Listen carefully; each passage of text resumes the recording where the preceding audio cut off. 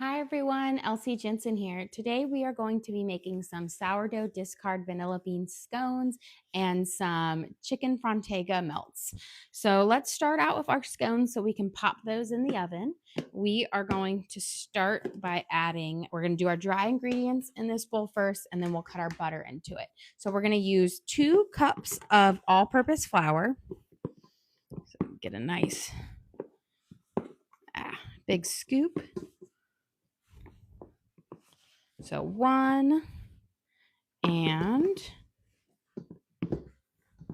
2. And then we are going to add in 2 teaspoons of baking powder.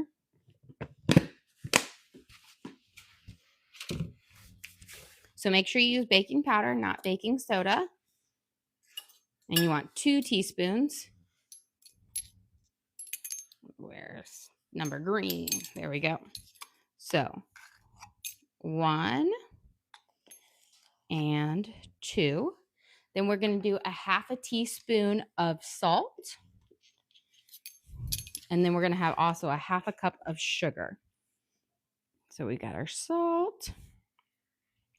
And then a half a cup of granulated sugar for this is going to be the base for our vanilla bean scones. And then I'm just going to use my pastry real quick cutter to kind of just stir it up so that the baking powder and the flour and the salt and the sugar gets mixed together well. And then we're going to cut 1 stick of very cold butter into our dry mixture. So I just took my butter out of the fridge. You've got to use cold butter. Otherwise, it just won't work. It won't give you the nice kind of fluffy like scone that you want. So I'm going to start by kind of cutting it into like fourths. And then I'm going to just cut it into little pieces. This way, when I use my pastry cutter, it will be a little bit easier to cut it into it instead of just cutting one big chunk. And here. And we're using 1 stick of butter or a half a cup of butter. Okay, so we have our butter into our flour mixture, and then I'm going to use my pastry cutter, which is really like 5 blades, and we're going to cut this into our flour mixture until we have no butter pieces bigger than a pea. And you could do this in a food processor if you wanted to, but it really doesn't take much time to get it all cut up. So I find that the ease of using a food processor is the cons are is you got to get it out and then you got to clean it. So a little bit of elbow grease and about a minute of cutting will get it to you. If you don't have a food processor or a pastry cutter, you could use 2 knives to cut it in there, though it is a much more lengthy process. Okay, now I'm going to go through with my butter knife here and just get any butter that has caught between my blades, and then we'll cut again. But we're almost done. And this is cutting the butter into the flour is going to give you that nice crumb on our vanilla bean scones. And then while these are baking, we're going to make a chicken frontega sandwich. Kind of my inspiration is kind of like the chicken frontega panini that you can get from Panera Bread, but I'm just making a homemade version of it. And it will be delicious. Okay, so I almost have it all cut up. What I'm doing is I'm just kind of pushing and twisting my pastry cutter. And now I have my butter is all cut up nicely into it.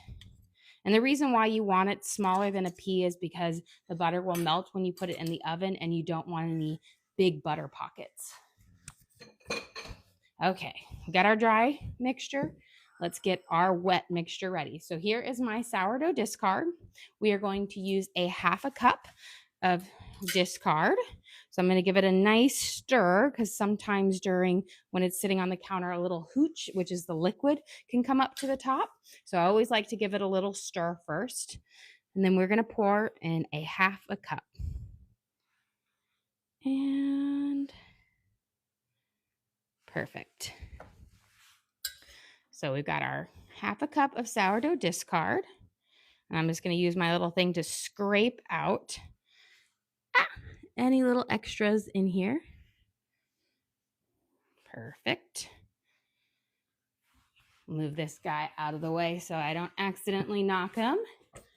And because I'm a messy cook, let's get this cleaned up. So we've got our 1/2 cup of discard, and then we're going to use 1 egg, the whole egg. We're going to break it, put it in there. We're going to use a fork to pop the yolk. I'm going to mix it up. There we go. This way it will mix into our mixture evenly. If you try to break the yolk into the dry ingredients, it just never works. So I always like to make sure all of my wet ingredients are mixed together so we can do as little mixing into the dry as possible. We're going to use a tablespoon of vanilla extract.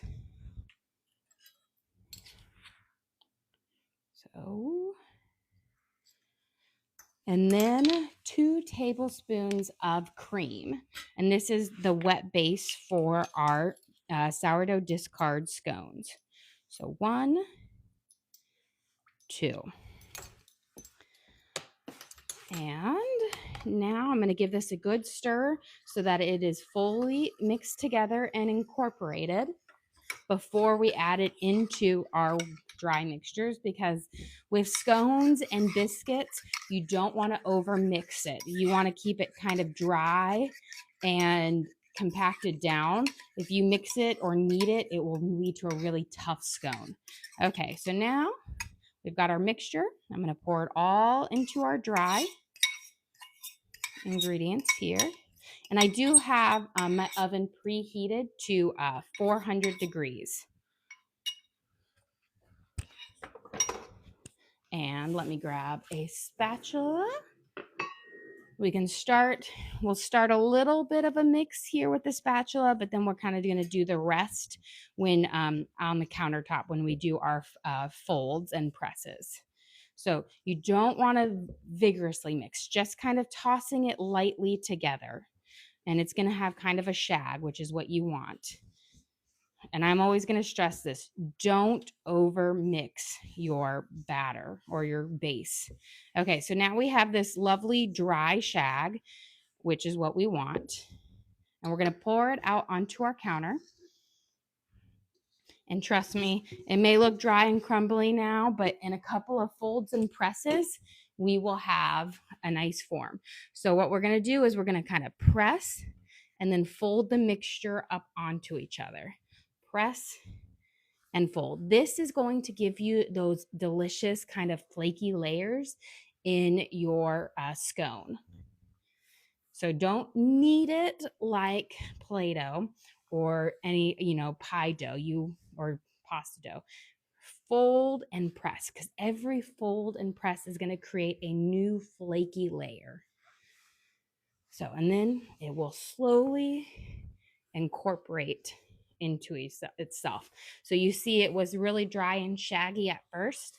Now it's coming into a nice kind of dough. And press. So grab it up off or it's sticking. Now I'm going to take it and divide it into 2 kind of big lumps, and we'll just make sure they're about as even, because we're going to make some smaller size scones. I don't like to do the huge scones because I think, scones are a nice little treat, and you can always have 2. So now I'm just kind of pressing into a nice circle. And you want it to be about 1 inch high, but you want them to be about as even as possible. So here is our little circle. Now we're going to do this with the other one as well, where we're going to kind of press and mold it. But don't try to like smush it together. Like just do the press and then push the crumblies into the side. Beautiful. So now we have our 2 little circles, and they're about 1 inch high. And I'm going to take a baking sheet that we have a parchment paper down. Use parchment paper. It will be so much easier. And I'm just going to use my pastry cutter to slide under each mound. And we're going to put them on here. And then I'm going to cut each one into eighths and we'll slightly spread them apart. So first we'll go in half and then half again. And then spread them apart. This way they'll bake up nicely. Beautiful. And we'll make a nice, lovely vanilla glaze that will go over them at the end. Now, if you didn't want scones with a glaze on it, you wanted on themselves, you could brush them with a little bit of cream and sprinkle some sugar over. But I'm going to do a nice little vanilla glaze on the top, so I'm not going to brush them with anything. Okay, beautiful. I'm going to wash my hands real quick, and then we'll pop these in the oven that I have preheated at 400 degrees. Okay, perfect. So, literally in no time, we were able to create our delicious vanilla scones. So we are going to add, my towels fell down. We're going to put them in our oven at 400 degrees, and we're going to bake for about 18 minutes. Now, if you wanted to do bigger scones, you could put one big mound and then cut it into eighths, and then you'd want to bake it for about 23 to 25 minutes. So I'm going to set my timer for 18 minutes so I don't forget. And then let's go make our chicken frontega melts. Okay, so I have a chicken breast that I have out here. And what we're going to start with is we're going to kind of cut it all the way in half so that it's nice and thin. And then we're going to just hammer it out a little bit thinner. So I'm going to go through with my knife and we're going to kind of make 2 fillets, one for each sandwich. And then I'm just going to cut off any of the fat that's on there because we don't want any, it won't be good on our sandwich. So anytime you see any little white stuff, that's just a little bit of fat. Okay. So we have our 2 kind of chicken fillets. Move this over here. And then I'm just going to take my meat tenderizer and we're just going to hammer it out to be a little bit thinner. We don't need them too thin, but we want them to kind of cook up nice and thin. Perfect. And beautiful. So just to cook them thin, that way they'll saute up into our thing. I think my dog see the mailman. Now we're going to take a little bit of Worcestershire sauce and we are going to just drizzle a little bit over each one and kind of coat. This is going to keep the meat nice and tender and give it a nice little flavor. And I'm using just one hand to touch the chicken so I can keep my other hand to touch our spices here. So we're going to use a little bit of garlic salt. Not much, a little sprinkle. And then we're going to use a little bit of Chipotle chili powder. You got a question? What type of sauce was that? That was Worcestershire sauce. I can never say it right. It is kind of like a vinegar based sauce, but it is great for making like your meat really juicy and tender because the acidity in it works with the fat to keep your meat tender. And then we're going to use a little bit of smoked paprika. Okay. Perfect. People call it the W sauce. Yeah, it is. I'm always like, is it Worcestershire? You know, I'm going to wash my hands. It's one of those words that I think I say it different every single time I pronounce it, and I'm never confident which is the correct way. It's Worcestershire, but you can say Lee and Perrin. Okay, Lee and Perrin. It's the pretty soap bottle that's always in a brown little like package. Okay, we're going to put a little bit of olive oil in here. And we're going to let that heat up because we're just going to sear off our meat on both sides until it's cooked through. But we're going to let it heat up first because you always want to put your meat in a hot oil or a hot pan so that it cooks up nicely and gets a little crisp.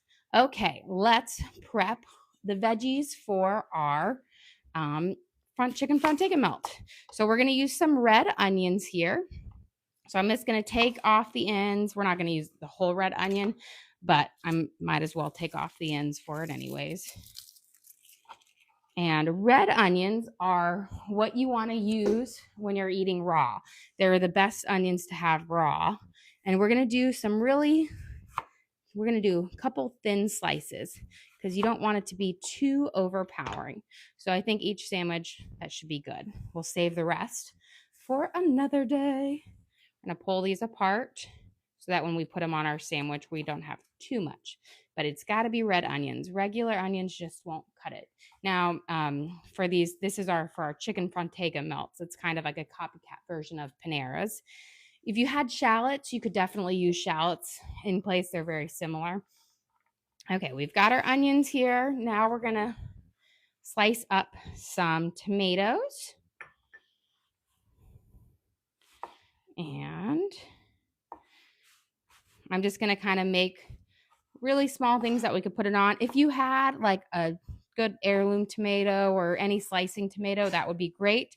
All I had were cherry tomatoes. So we're using my cherry tomatoes. I'm going to put them on mine, but we'll leave them off my husband's. He is not a tomato fan unless it's ketchup or marinara sauce. So these will just be for mine. And they'll give that nice little bright bite to it. And we need a little bit of fresh basil. That's going to give the nice pop into it. So let me take my really sad basil plant over here that is yearning to be planted in my garden. And we're going to take off some leaves. It'll be really nice once the weather has fully agreed to stay in spring mode and not drop back to winter. I almost started my garden last week and we had a surprise frost. And I was like, well, thank goodness I didn't plant anything because otherwise I would have been that crazy lady at like 1 a.m. running out with sheets and blankets and towels to cover everything. My mom always made us do that when we were little. And I always thought she was so crazy. And then I see it, like I'll see there and I'm like, oh my gosh, they do it too. Okay, I think that should be good because only mine is going to have the basil on it. I like mine bougie. Okay, and now we're going to make our little kind of aioli with it. So we're going to use a little bit of mayo. I'm using Kewpie mayo, which regular mayo will work well. Kewpie actually is just a little bit of a richer mayo. It's delicious if you've never used it before. It's like the Japanese mayo. We're going to use about a tablespoon in there. You don't need much. Let me get a spoon. We're going to use a little bit of smoky chipotle paste, but you know what? I think our oil is nice and hot here. So let's get our chicken in it real quick. We're going to put it down. Beautiful. Nice little sizzle. We're going to let that cook. And the trick is to keeping it nice and juicy chicken is you want to do a quick cook, a quick sear, so that it doesn't dry out. Because the longer you cook it, all of the natural liquids will come out. So we're going to be using some smoky chipotle bouillon, which is delicious. If you never used it, you buy it right next to the chicken and beef bouillon. We're going to put about a teaspoon into our mayo here with a little bit of smoked paprika. And that's going to be about a half a teaspoon. And we're just going to mix it together.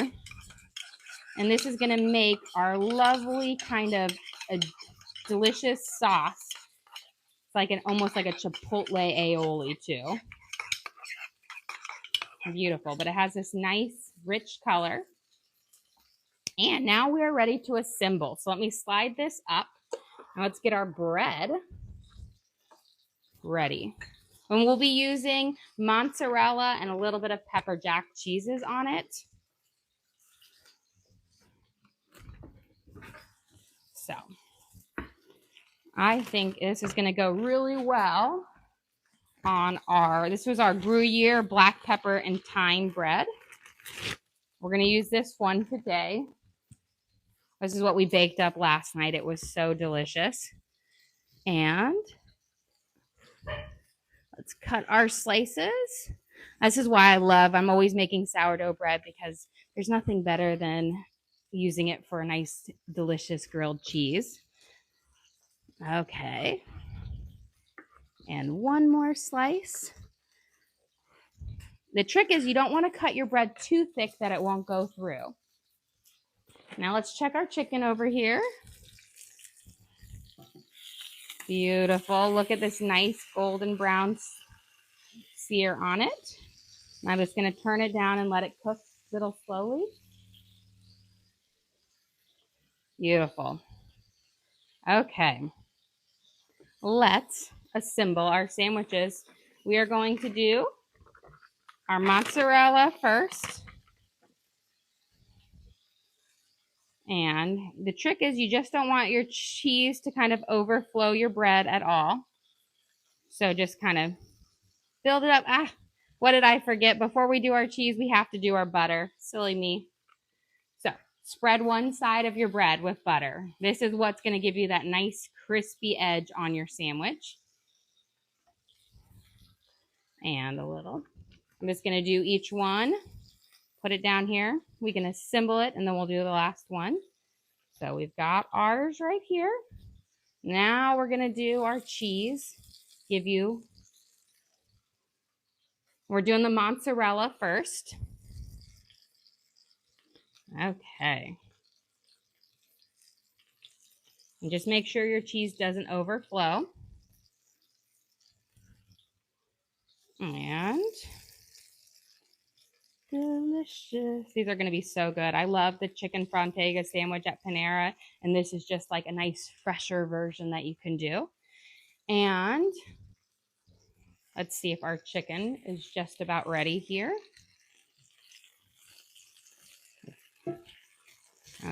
Feels just about. We're gonna assemble it, and then we're gonna give it a nice slice, and we're gonna cook it up or put it on there. So let's do a light layer of onions. And then on mine, I'm going to do our basil, our fresh basil. So I can get it in every little bite. And then, of course, we'll put the chicken and then we'll do the tomatoes. If I try to lump it all too much, then it will kind of fall apart. So let's get our chicken here. It should be all the way cooked through. A quick high heat.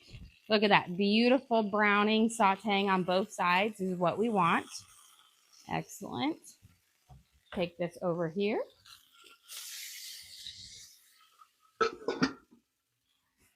Okay.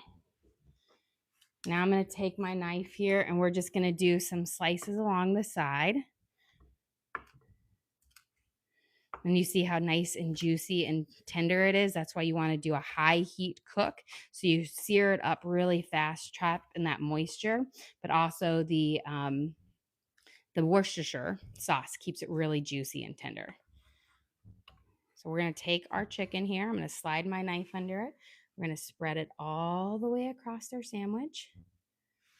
We'll do the same with this one. Beautiful. Try to keep all of it on there. Now with mine, I'm going to do my fresh tomatoes. As many as I can, although I have a feeling there's going to be a couple of escape artists. And then here is our delicious kind of our aioli. And you want to just kind of spread it over.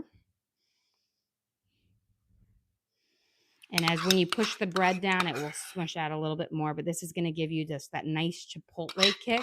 We also seasoned up the chicken well. But it will be absolutely delicious.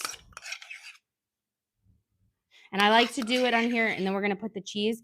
It's because sometimes if you put it directly on the bread, it can lead to a soggier grilled cheese. And so if I can put it below, I will.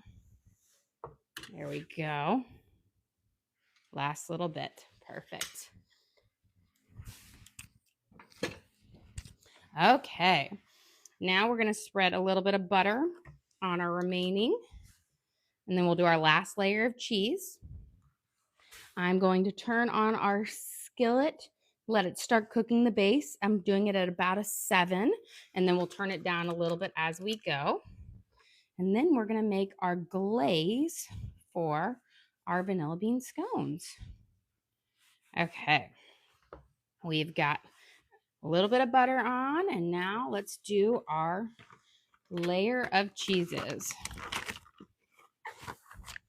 So we've got some pepper jack, and we're going to use the rest of the mozzarella up as well. And the pepper jack will give it a nice little kick.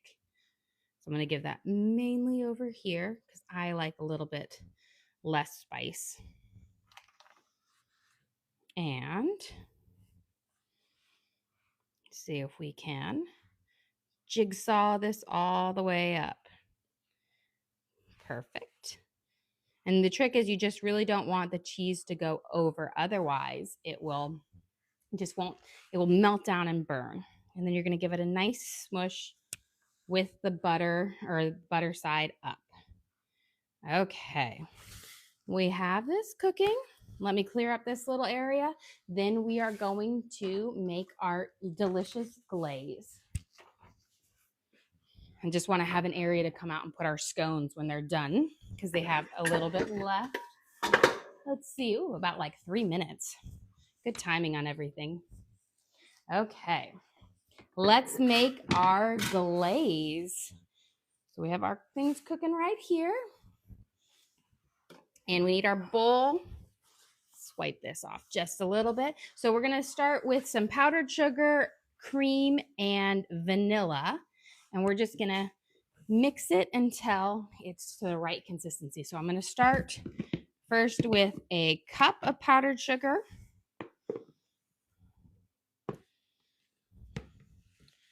There we go. And then we're going to start with a half a teaspoon of vanilla. I don't like to put too much vanilla and extract in there because it can be very overpowering. So a half will give you a nice, smooth vanilla glaze. So there we go. And then we're going to start with a tablespoon of whipping cream. And then we'll add any more because we want to get the right consistency. You don't want it too runny or too thick. There we go. Now let me grab a fork and we're going to mix that together.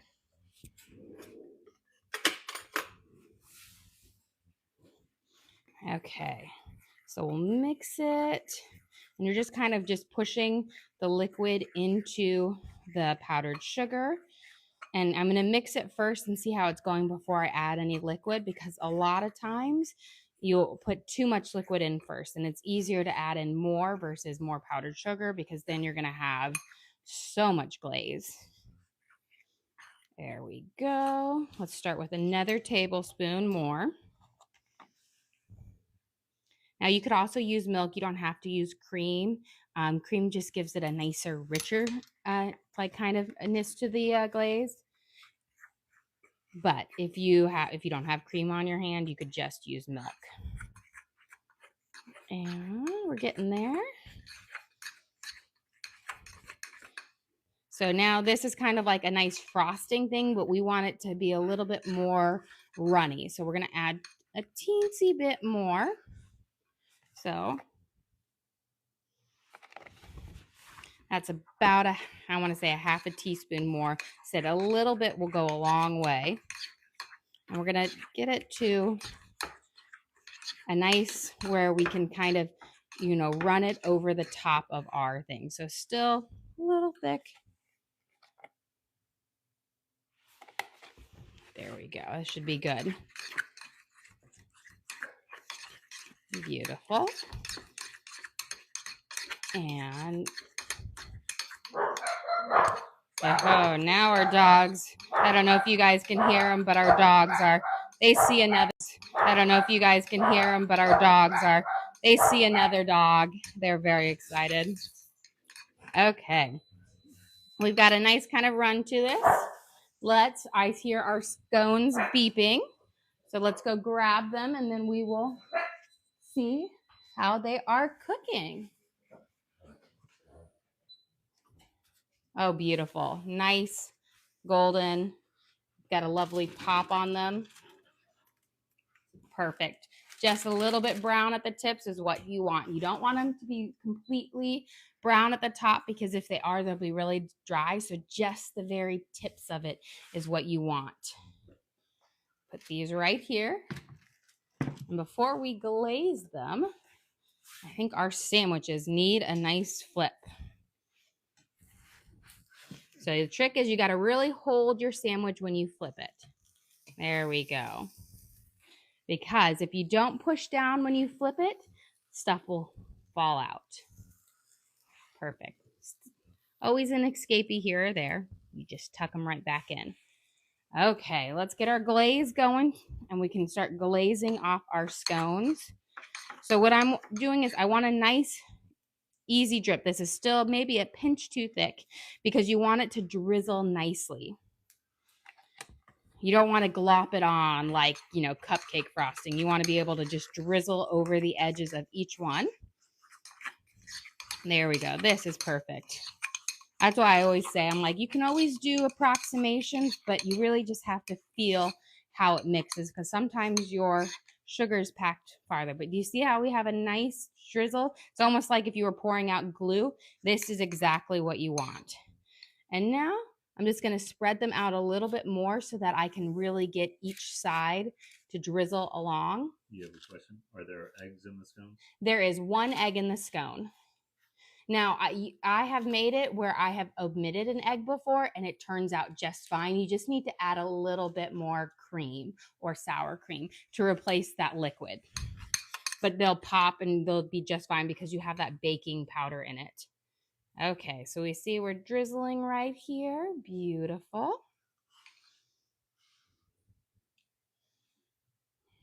And this is why you want a nice drizzle. And you want to do it while the scones are still hot because it just really smooths down. Now you could also, if you wanted like a completely submerged one, then what you're going to do is just dip your scone in. So here, I'll do a thing. If you want it like a full, like how Starbucks does it, just go in here and you just dip it. And then it will ooze down the sides and it will completely coat it. But I find less is more with it because I don't want my scones to be too sweet. That's what's nice about them. They're very mild. Okay. Let's check how our sandwiches are cooking up perfect. We've got that beautiful, nice crusting on it. We just have one more side to go, and then our sandwiches are done. Okay. Bruni, Loki, Grace. Our dogs are very excited to see all the people enjoying the nice spring weather here. The neighbors. Fluffy, our neighbor's cats. They have 4 cats, but Fluffy, he's my husband's arch enemy because he pees in our garage. So whenever he sees them, he runs out. He's like, Fluffy. And the crazy thing is, so we used to have 4 female cats. Now we have 3 female cats. Our neighbors had 4 male cats, and they always say, oh my gosh, your cats drive ours insane. And I thought it was funny that we would have 4 and they would have 4. You have a question? What's on the outside of the bread? The outside of the bread, that is butter, and this bread had Gruyere cheese in it, so it crisps up nicely. But this is that nice brown toasting that you get, so you've crusted it. So I spread butter on it, and then I toasted it up to give you that nice crispy shell on it. Okay, our sandwiches are done. Our scones are drizzled, so let me take these off. And the beauty of it is, look at these. Nice golden crusts on both sides, which is what you want. And beautiful. So this was our delicious chicken frontega scones. or chicken frontega sandwich melts. We used our delicious gruyere, fresh thyme, and black pepper bread. We sauteed up chicken with kind of a chipotle seasoning with tomatoes, basil, and cheese. And then we made with our sourdough discard these delicious vanilla bean scones, kind of like the Starbucks vanilla bean scones with a lovely vanilla glaze. Well, guys, thank you so much for joining us here today. We love to do live cooking shows every single day. Don't forget to like and subscribe, and also feel free to comment or message us any cooking questions you may have or any recipes that you would like to see us try. Again, thank you so much for joining us here. Don't forget to like and subscribe.